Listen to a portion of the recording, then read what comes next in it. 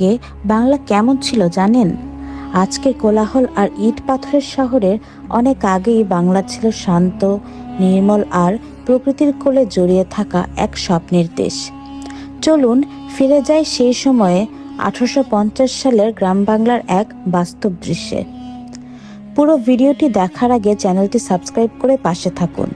এমন আরও ইতিহাসভিত্তিক আকর্ষণীয় ভিডিও পেতে আমাদের ভিডিওটি লাইক করুন, বন্ধুদের সাথে শেয়ার করুন এবং অবশ্যই চ্যানেলটি সাবস্ক্রাইব করে আমাদের সাথেই থাকুন। আপনাদের ভালোবাসা ও সমর্থনই আমাদের এগিয়ে যাওয়ার প্রেরণা।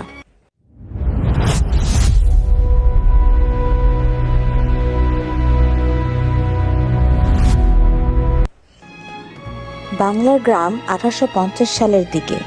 সময়টা যেন ছিল অন্য এক জগৎ। কাদামাটির সরু পথ, পাশে বয়ে চলা নদী আর সনের ঘরে গড়া সাধারণ মানুষের জীবন নীরব কিন্তু গভীর বাস্তবতায় ভরা।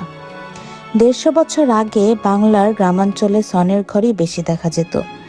এটি ময়মনসিংহ অঞ্চলের একটি পরিবারের ঐতিহ্যবাহী সনের ঘর। একসময় বাংলা গ্রাম ছিল সম্প্রীতির সরল ছবি। হিন্দু মুসলিম মিলেমিশে শান্তিতে বাস করত।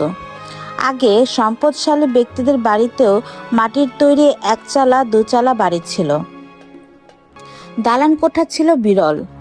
আগের মানুষের সম্পত্তি ছিল অনেক। যার সম্পত্তি বেশি ছিল তাকে গ্রামের লোক জমিদার বলে আখ্যায়িত করত।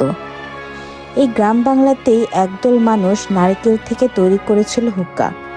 তাদের হাতে ছিল দক্ষতা আর জীবনে ছিল সরলতা। সেই সময় গ্রাম বাংলার বিয়ে মানেই ছিল ঐতিহ্যের এক অনন্য আয়োজন। কনেকে কাঁধে করে পালকিতে তুলে বরের বাড়ি নিয়ে যাওয়ার সেই দৃশ্য আজ শুধু ইতিহাসের পাতায় বন্দী। অতিথিরা মাটিতে বসেই খাবার খেতেন। সেই আন্তরিকতা আর মাটির গন্ধ এখন কেবলই স্মৃতি। রাস্তার পাশে বসে মুচিরা ব্যস্ত জুতা স্যান্ডেল সেলাইয়ে। তাদের ছোট্ট কাজই ছিল জীবনের বড় ভরসা। আর দূর দূরান্তে যাতায়াত, গরুর গাড়িই ছিল একমাত্র ভরসা।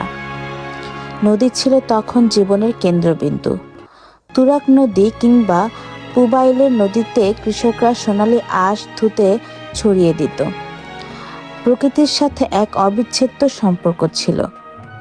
সেই সময়ে মানুষের যোগাযোগের প্রধান মাধ্যম ছিল নদীপথ। আজ তা বিলুপ্তির পথে।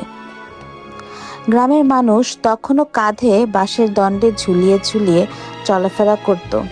টেকনাফের মতো দূর অঞ্চলেও একই দৃশ্য। আগে মানুষ কুপির আলোতেই পড়াশোনা করত, কারণ